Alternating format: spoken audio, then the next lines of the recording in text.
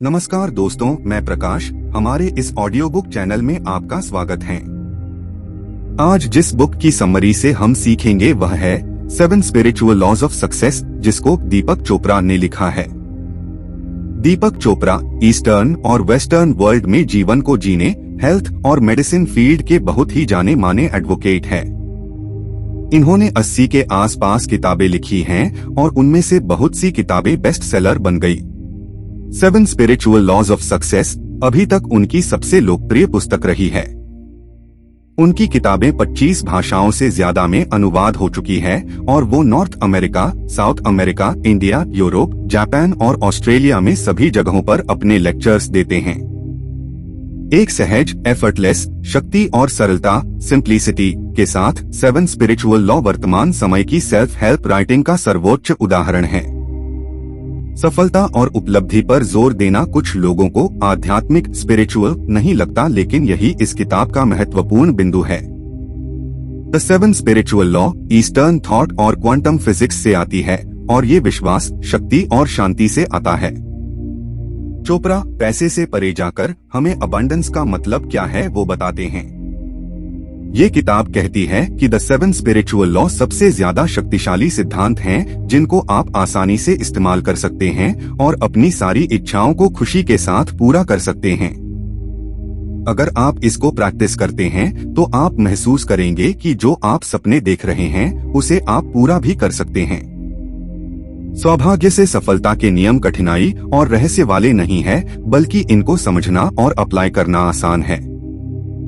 यहाँ और भी तरीके हैं जिससे आप सफलता के स्पिरिचुअल नियमों को इस्तेमाल करने के बारे में सीखते हैं और जो आप चाहते हैं वैसी लाइफ अट्रैक्ट करते हैं, और ये स्टार्ट करने का अच्छा स्थान है। इस ऑडियो बुक में बताए गए 7 स्पिरिचुअल नियम इस तरह हैं। प्योर पोटेंशियलिटी का नियम, गिविंग यानी देने का नियम, कारण कॉज और प्रभाव इफेक्ट या कर्मा का नियम, सबसे कम प्रयास एफर्ट का नियम, आपकी इंटेंशन और चाहत डिजायर का नियम, डिटैचमेंट का नियम, धर्म और जीवन के उद्देश्य का नियम।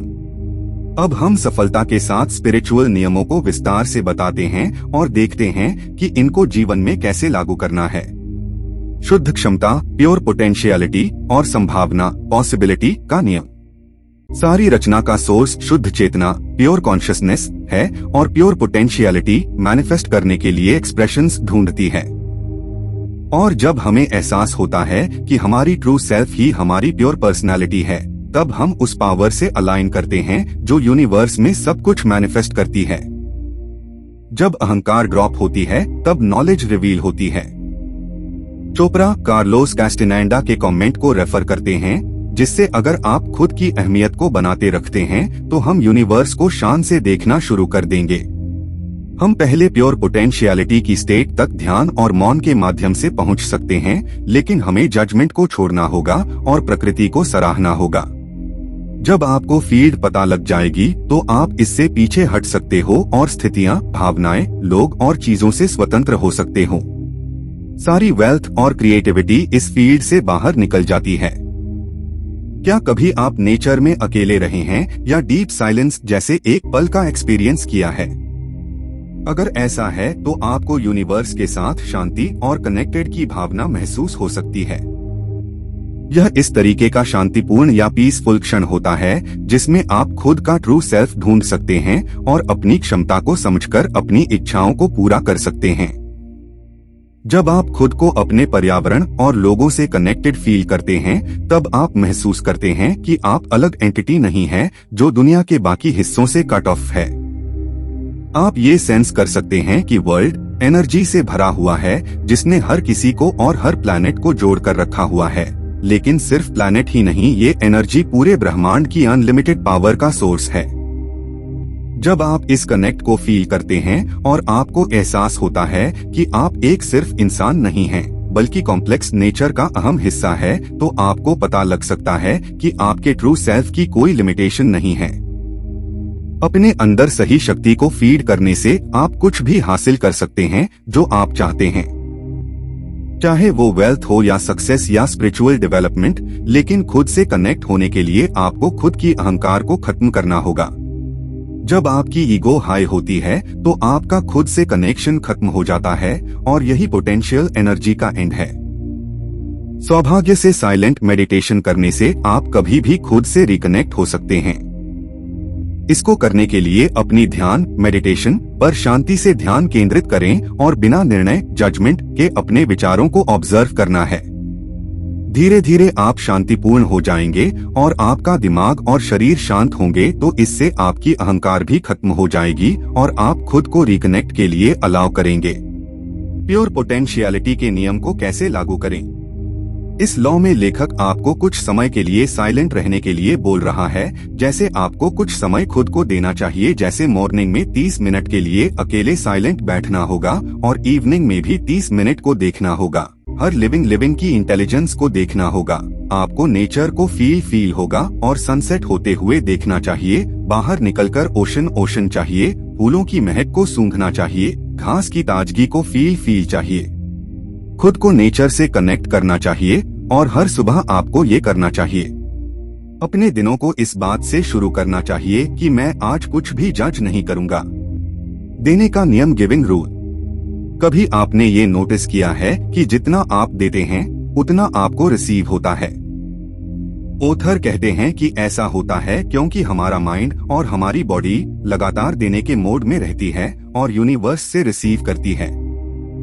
क्रिएट करने के लिए, लव के लिए, ग्रो के लिए और इस फ्लो को बनाए रखने के लिए देना बंद नहीं करना और फ्लो में रखना। जैसे ब्लड फ्लो होता रहता है, जितना हम देते हैं उतना ही हम यूनिवर्स की एनर्जी सर्कुलेशन में शामिल होते हैं और उतना ही हमको प्यार, भौतिक चीजें, एडवांस प्रॉफिट एक्सपीरियंस की फॉर्म में वापस भी मिलता है। पैसा पूरी दुनिया में घूमती है, लेकिन जितनी आप देते हैं उतनी ही आपको रिसीव होती है।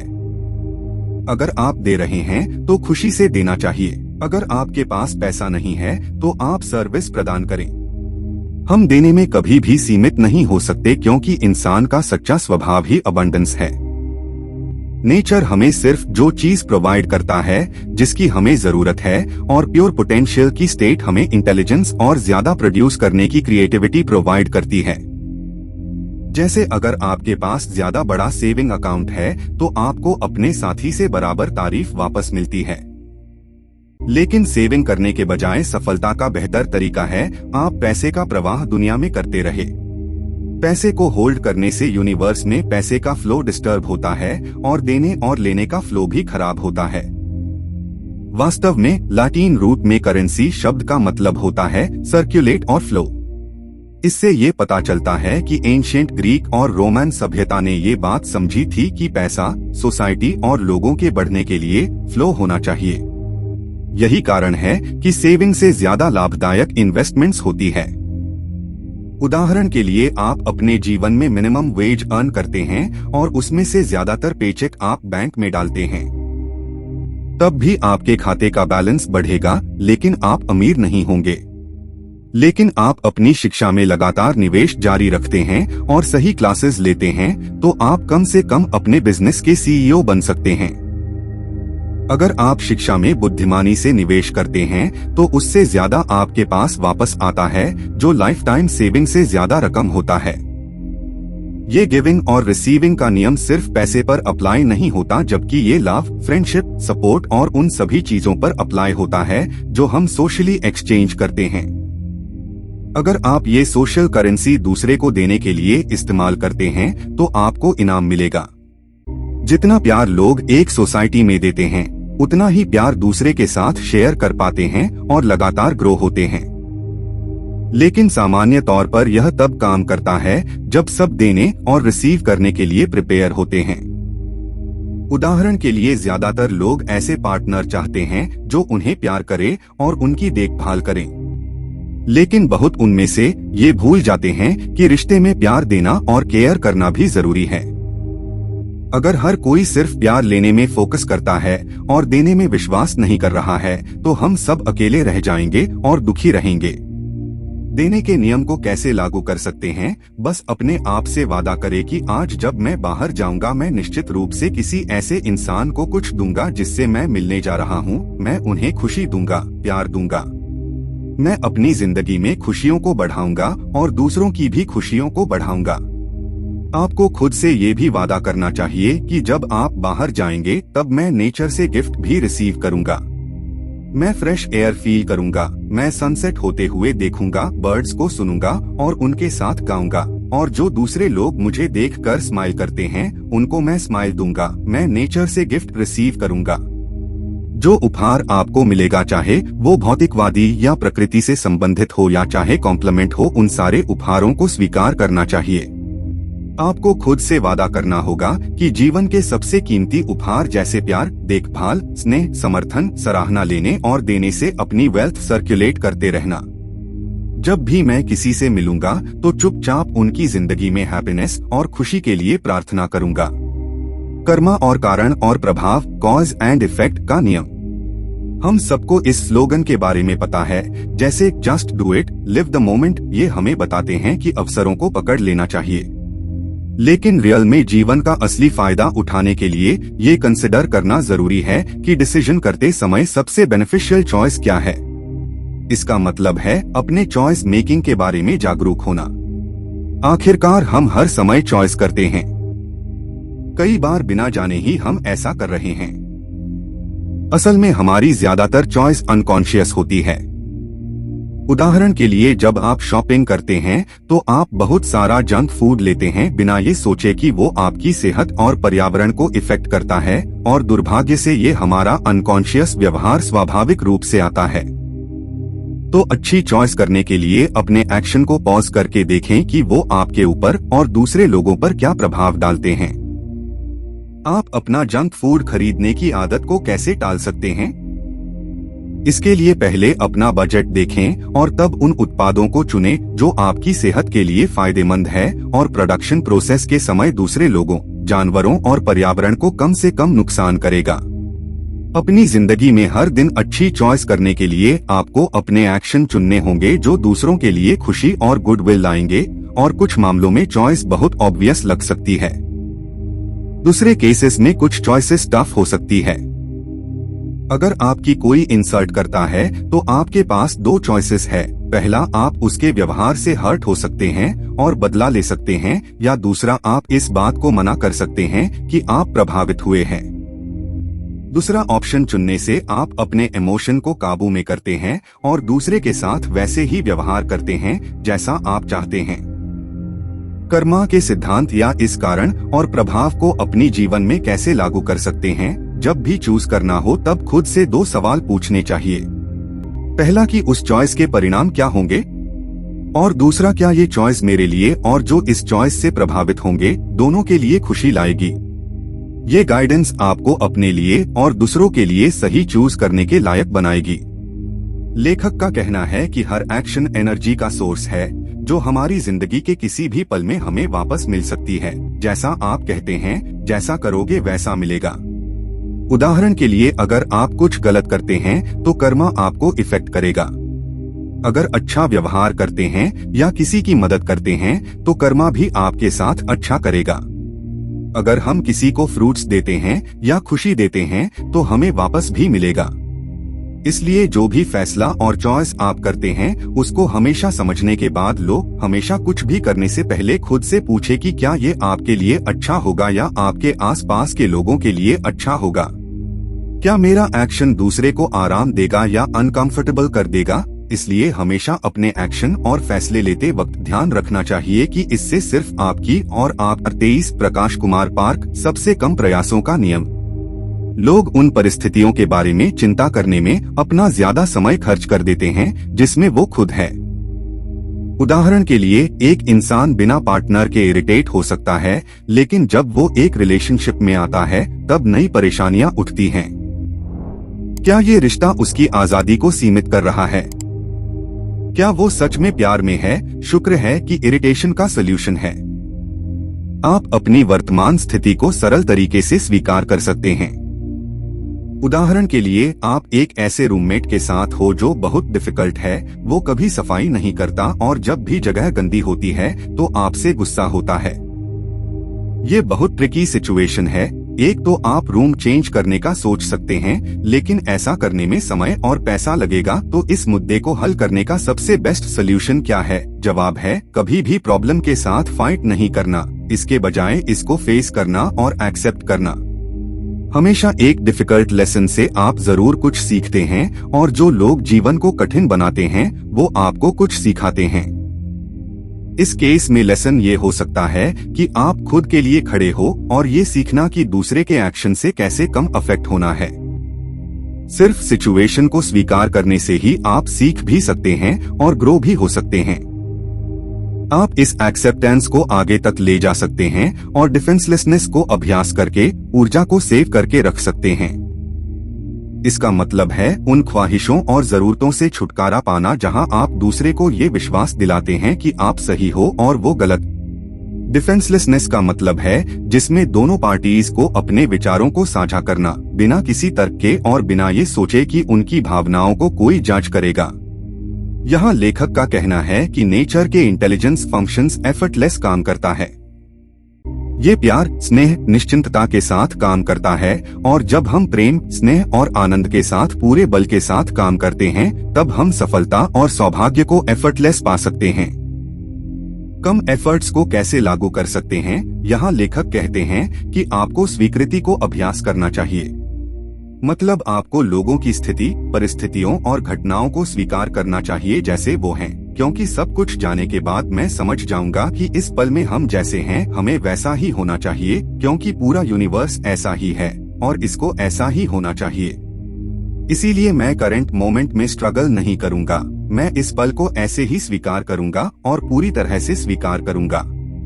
लेखक का कहना है कि स्थिति को स्वीकार करके उनकी जिम्मेदारी भी लेनी चाहिए, और यहाँ जिम्मेदारी का मतलब दूसरे पर दोष लगाना नहीं है। आपको समझना होगा कि हर समस्या में छुपे हुए अवसर भी होती है जिसे आपको स्वीकार करना होगा, और हमें उसको अच्छा और बेहतर बनाने के लिए बदलाव करना होगा। इरादे और इच्छाओं का नियम। ये नियम सबसे ज्यादा कॉम्प्लेक्स है और सबसे ज्यादा पावरफुल, अट्रैक्टिव और मिस्टीरियस भी है। लेखक बताते हैं कि पेड़ का एक ही सिंगल पर्पस है, रूट्स को बिछाना, ग्रो करना, फोटोसिंथेसिस करना। ह्यूमन नर्वस सिस्टम की इंटेलिजेंस भी वास्तव में माइंड को शेप करती है और नेचर के लॉ डिजायर्स को अचीव करने में मदद करता है। ये अटेंशन और इरादे के प्रोसेस के जरिए होता है। आप अपनी सोच में पॉजिटिव इंटेंशंस को मिला के अपनी क्वालिटी ऑफ लाइफ में सुधार कर सकते हैं। जब आपके विचार में सकारात्मकता आती है तो वो संभावित ऊर्जा, अनिश्चितता, अनसर्टनिटी का हिस्सा है जो यूनिवर्स को रूल करता है। तो इस फील्ड में किसी इंटेंशन या विचार को इंट्रोड्यूस करने से आप अपने आसपास के यूनिवर्स को प्रभावित करते हैं। मान लो आप एक खूबसूरत घर चाहते हैं, लेकिन हर बार इसके बारे में आप नकारात्मक सोचते हैं। आपके इमोशंस आपके मौजूदा घर की नापसंद से भरे हैं और आप यही सोचते हैं आपके पास कभी भी एक नए घर के लिए पर्याप्त राशि नहीं होगी। जब आप ये करते हैं तब आप यूनिवर्स को नेगेटिव एनर्जी देते हैं, और स्वाभाविक रूप से इसका परिणाम ये है कि यूनिवर्स आपको कभी सकारात्मक ऊर्जा नहीं देगा। इसलिए इसके बजाय जो घर आपके पास है उसे स्वीकार करना और उसके लिए हमेशा आभारी होना चाहिए, और बदलाव को विजुअलाइज करना कि आपका लिविंग सिचुएशन बेहतर हो सकता है। यूनिवर्स आपके सकारात्मक विचारों को पिक करेगी और उनको हकीकत में बदल कर देगी। उन इच्छाओं को हकीकत में बदलने के लिए आपको पूरी अटेंशन देनी होगी। उदाहरण के लिए आप अपनी नौकरी से संतुष्ट नहीं हो तो आपको इसके बारे में नकारात्मक विचार आएंगे और आपको अच्छा भी महसूस नहीं होगा। आपको अपनी अटेंशन पर हर दिन लगातार ध्यान देना होगा और उन नकारात्मक पैटर्न्स को सकारात्मक पैटर्न्स से बदलना होगा। इरादे और इच्छाओं के नियम को कैसे लागू करें? हमको अपनी इस ख्वाहिशों की लिस्ट को क्रिएटर के ऊपर छोड़ देना चाहिए, ये भरोसा करते हुए कि जब चीजें हमारे हिसाब से नहीं होती तो इसके पीछे कोई वजह है जो यूनिवर्स ने मेरे लिए बनाए हैं, जो मेरी विश से भी ज्यादा बड़े हैं। यहाँ लेखक कहते हैं कि हर इंटेंशन में गहराई से शामिल होना चाहिए और डिजायर उसको पूरा करने का मैकेनिक्स है। लेखक का कहना है कि आपको अपनी इच्छाओं की एक सूची बनानी होगी जिसे आपको हर समय देखना चाहिए। जब जब अपनी साइलेंट थेरेपी पर हो उससे पहले देखनी चाहिए, सोने से पहले और उठने के बाद भी देखनी है। लेकिन चीजें आपके रास्ते में टर्न अप नहीं हो रही है, तो आपको डिप्रेस्ड फील नहीं करना है। हो सकता है आपकी चीजें न होने का कारण हो सकता है आपको हमेशा अपनी चीजों पर भरोसा करना होगा और विश्वास करना होगा। अपना वर्तमान मोमेंट को स्वीकार करना होगा और अच्छी इंटेंशंस और इच्छा के साथ भविष्य के लिए काम करना चाहिए। डिटैचमेंट का नियम। वैसे आपके पास इंटेंशन हो सकती है, आपको उसके क्लियर होने से पहले उससे अपनी अटैचमेंट को खत्म करना चाहिए। हमारा एक पॉइंट पर फोकस हो सकता है, लेकिन अगर एक स्पेसिफिक रिजल्ट से अटैच हो गए हैं तो वो चीज पूरा ना होने की संभावना पर डर और असुरक्षा का कारण हो सकता है। डिटैचमेंट के बिना हम आशाहीन, असहाय, सामाजिक जरूरतें, महत्वहीन चीजों के अवसाद, डिप्रेशन और गंभीरता के बंदी बन जाते हैं। हर मीडियोकर की जिंदगी में गरीबी और कॉन्शियसनेस एग्जिस्ट करती है। हमको लगता है कि हमको बिना डिटैचमेंट के समस्या का समाधान निकालना चाहिए। डिटैचमेंट के साथ हम परफेक्ट सॉल्यूशन को फ्रीली देख सकते हैं और तभी हम मेस और केओस चीजों से बाहर आते हैं। ये तभी होता है जब आप खुद को अपनी इच्छा से अलग करते हैं और एनर्जी की फील्ड से कनेक्ट होते हैं, और यही यूनिवर्स का सही नेचर है, जो अकेले इसमें हमारी डिजायर को रियलिटी में पूरा करने की पावर है। लेखक आपको डिटैचमेंट से कमिटेड होने के लिए बोल रहे हैं। आपको खुद को अनुमति देना चाहिए कि आपके आसपास के लोगों को भी वही फ्रीडम मिले जिसमें आप है। अपने डिसीजन और आइडियाज पर कभी भी शक्ति ना थोपे। प्रॉब्लम के लिए खुद के सोल्यूशन को फोर्स नहीं करना चाहिए, जिससे ज्यादा प्रॉब्लम क्रिएट होती है। आपको खुद से ये कमिट करना चाहिए कि हाँ, आप हर चीज में पार्टिसिपेट करेंगे, लेकिन डिटैच्ड इन्वॉल्वमेंट के साथ ही करेंगे। असली सुरक्षा आप एक ही तरीके से हासिल कर सकते हैं, जो है खुद की ट्रू सेल्फ पहचान करना। खुद का सच्चा स्वभाव जानने के बाद मरने का भी डर खत्म हो जाएगा। तन और मन डिसोल्व हो जाएंगे और ऊर्जा के क्षेत्र में आपकी ट्रू सेल्फ रह जाएगी, जो यूनिवर्स में नई जिंदगी को जन्म देगी। डिटैचमेंट के नियम को कैसे लागू कर सकते हैं? हमें खुद को डिटैचमेंट के लिए कमिट करना चाहिए। हमें खुद को और दूसरों को वैसे ही रहने की आजादी देनी है जैसे हम रहते हैं। हमें अपने आइडियाज को कभी थोपना नहीं चाहिए, जैसी चीजें हैं वैसी रखनी चाहिए। हमें समाधान को समस्याओं पर नहीं थोपना चाहिए, क्योंकि उससे और भी समस्या पैदा होती है। हमें डिटैचमेंट के साथ सभी चीजों में पार्टिसिपेट करना चाहिए। जब हम सभी संभावना, पॉसिबिलिटी में कदम रखते हैं, तो हम सारा फन, एडवेंचर, मैजिक और जीवन की मिस्ट्री को एक्सपीरियंस करते हैं। धर्म का नियम। सभी इंसान शाइन करना चाहते हैं, लेकिन जैसे हर एक स्टार का नाइट स्काई में अपना सही जगह होता है, वैसे ही हर इंसान को धरती पर अपना सही जगह ढूंढना चाहिए। इस चीज को करने से और दूसरों को उनकी सही जगह खोजने में मदद करने से लोग विकसित होंगे और उनकी जिंदगी में मकसद, पर्पस होगा। तो ये न पूछे कि यूनिवर्स आपके लिए क्या कर सकता है, लेकिन आप यूनिवर्स के लिए क्या कर सकते हैं, ये पूछे। मान लीजिए आपका हमेशा से आर्टिस्ट बनने का सपना था। वैसे ये एक बहुत अच्छा प्रोफेशन है और आप ऐसे स्पेशल तरह के टैलेंट को एडमायर करते हैं, जो आर्ट क्रिएट करता है, लोगों को इंस्पायर करता है और उन्हें खुश करता है और इंटेलिजेंट बनाता है। लेकिन सच ये है कि सभी आर्टिस्टिकली टैलेंटेड नहीं होते, और अगर आपके साथ ऐसा है तो आप उदास या डिप्रेस हो सकते हैं, और ये फीलिंग भी आ सकती है कि आपने सोसाइटी के लिए कुछ भी योगदान, कंट्रीब्यूट नहीं किया है। लेकिन डिप्रेस नहीं होना। अपने सपनों को पकड़कर बैठने के बजाय खुद के साथ ईमानदार रहे और खुद के अंदर का सच ढूंढे, जो दूसरे के लिए फायदा कर सकता है। जबकि शायद एक क्रिएटिव व्यक्ति अच्छा कलाकार और डिजाइनर बन जाएगा, एक दयालु व्यक्ति एक अच्छा डॉक्टर और नर्स हो सकता है। ये कभी ना समझें कि आपके जीवन का उद्देश्य पहचानने में आपको देर हो गई है, बल्कि खुद को यूनिवर्स के एंडलेस एनर्जी के सोर्स से जोड़ लें। अब आप ये सोच रहे होंगे कि क्या आपके प्रेजेंट जॉब आपको ह्यूमैनिटी और प्लैनेट के कल्याण में सही मायने में योगदान कर रही है। इसको पता लगाने का एक अच्छा तरीका है, जब आपको एक सही काम मिलता है, तब आपको उस काम को पूरा करने के लिए एंडलेस एनर्जी के सोर्स भी मिलते हैं। ये वो फीलिंग है जब आप यूनिवर्स के प्लान के साथ अलाइन होते हैं, जो आपकी हमेशा से ही डेस्टिनी थी। यूनिवर्स आपको सपोर्ट करना शुरू करता है और जिस एनर्जी की आपको जरूरत है वो प्रोवाइड करता है, जो ये एक्सप्लेन करता है कि कैसे लोग अपना काम लॉन्ग आवर्स तक बड़े आराम से और हैप्पीली कर सकते हैं, जहां दूसरे लोग कुछ घंटे ही काम करके थकान महसूस करते हैं। धर्म का नियम कैसे अप्लाई कर सकते हैं? यहाँ लेखक सभी से कहते हैं कि हर एक व्यक्ति के पास अपनी जिंदगी में अपना कुछ उद्देश्य होता है।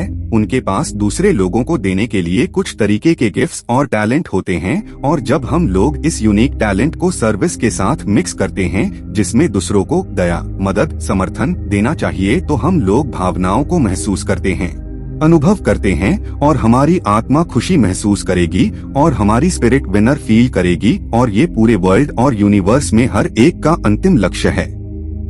निष्कर्ष: अगर आप ह्यूमन बॉडी के किसी भी सेल को देखेंगे तो आप इन सेल्स फंक्शनिंग में इन लॉज के एक्सप्रेशंस देखोगे।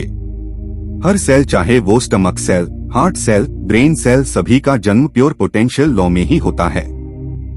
डीएनए प्योर पोटेंशियलिटी का सटीक उदाहरण है, बल्कि ये प्योर पोटेंशियल का मटेरियल एक्सप्रेशन है।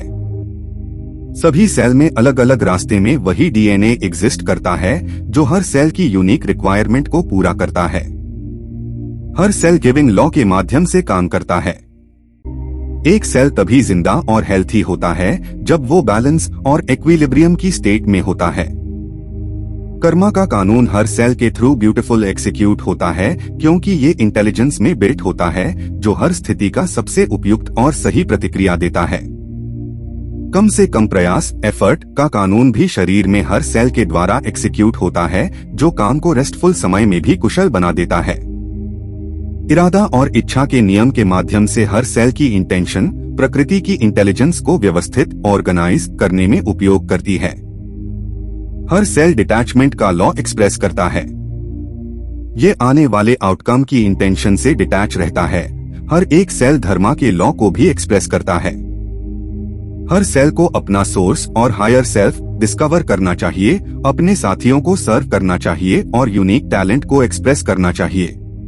हार्ट सेल, स्टमक सेल और इम्यून सेल सभी के पास हायर सेल्फ में अपना खुद का सोर्स है, जो एक प्योर पोटेंशियलिटी की फील्ड है।